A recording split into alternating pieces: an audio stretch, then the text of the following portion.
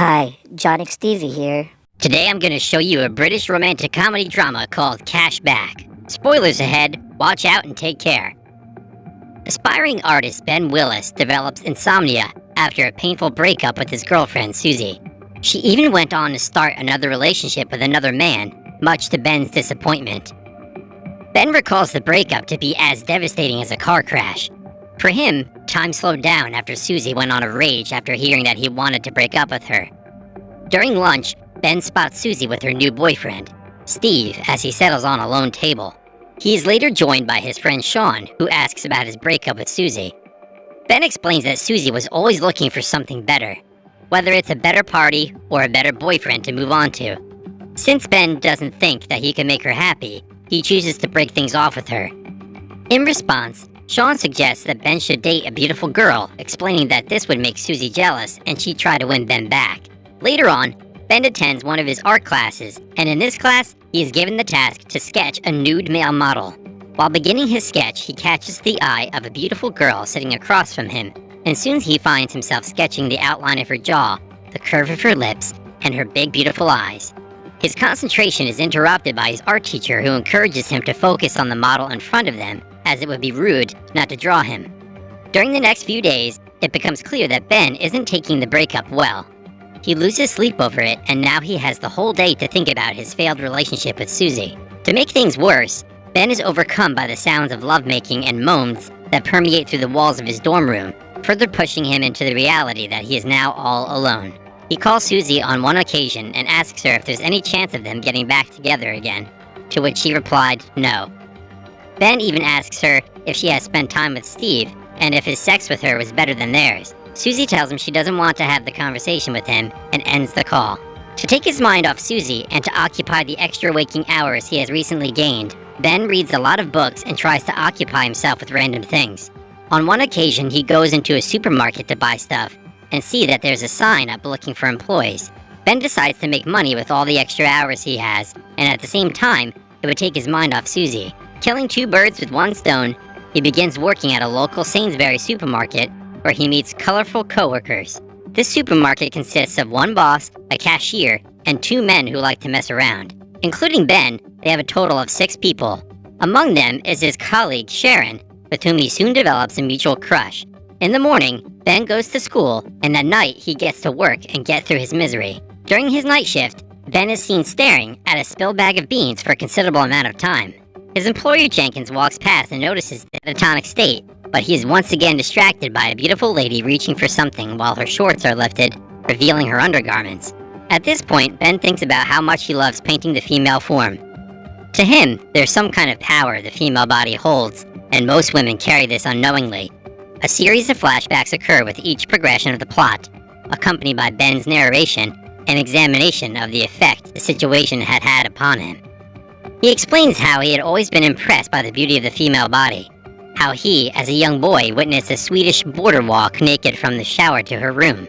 In another flashback, the young Ben and his best friend Sean share Sean's discovery of his parents' adult magazines, and Sean pays a neighborhood girl called Natalie 50 pence to show him her vulva. Other neighborhood boys repeat this trade. At this point, Jenkins slaps Ben, promoting him to clean up the bag of spilled beans. As Ben becomes accustomed to his new job, he notes how each of his coworkers passes time. Sharon, the cashier lady, avoids looking at the clock as it is the greatest enemy. According to Sharon, time slows down when you're actively conscious of it. Then there's Barry Brick, who approaches the situation differently.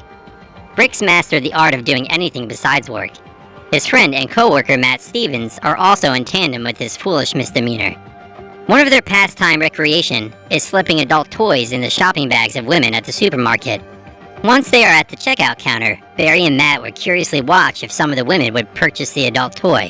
When some of them do purchase it, it would put a smile on their faces. The only one who doesn't participate in the art of time passing is their boss, Jenkins.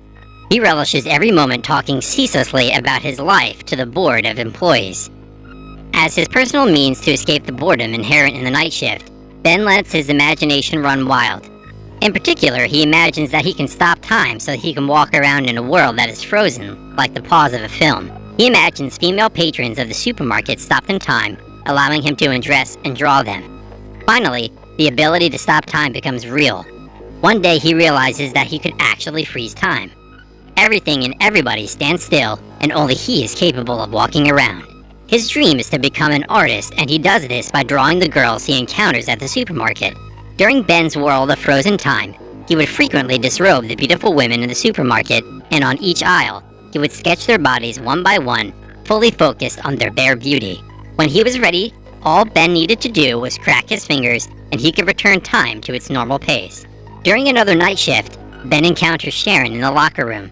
The cute Sharon takes a bite out of Ben's sandwich, and a piece of pickle sticks to her cheeks.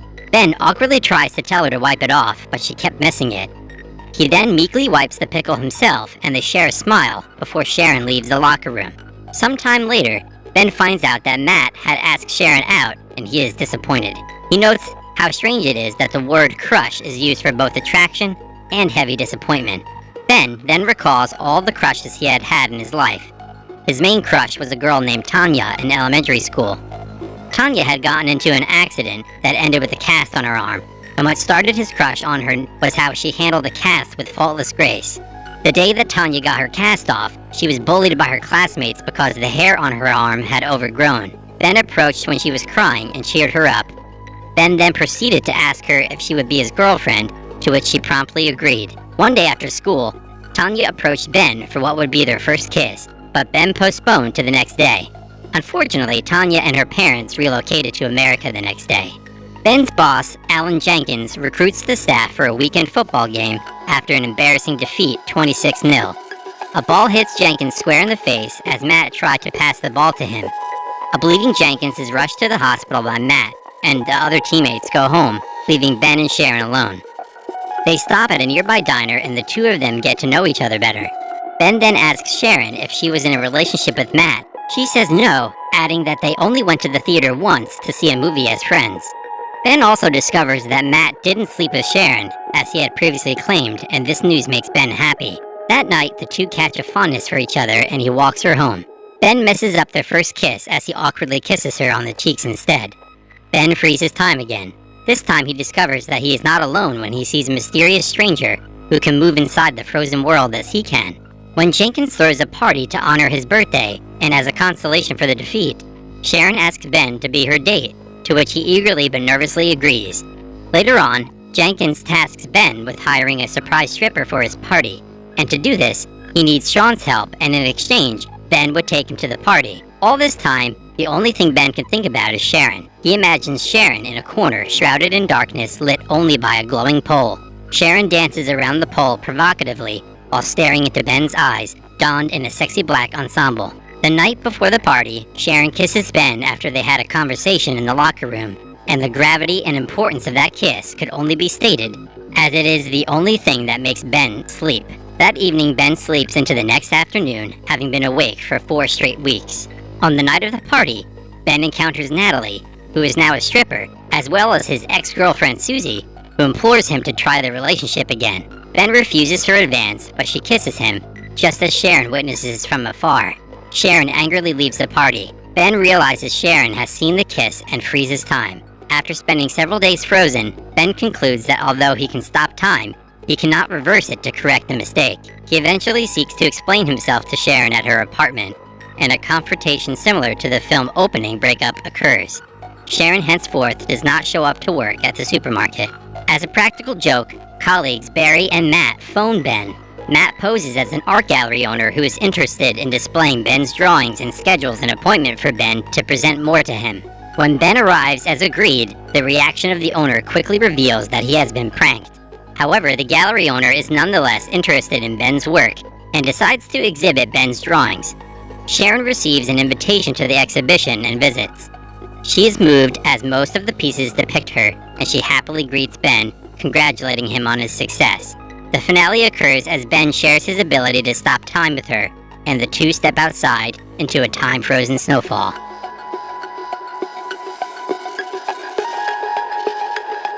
Like and subscribe for more videos.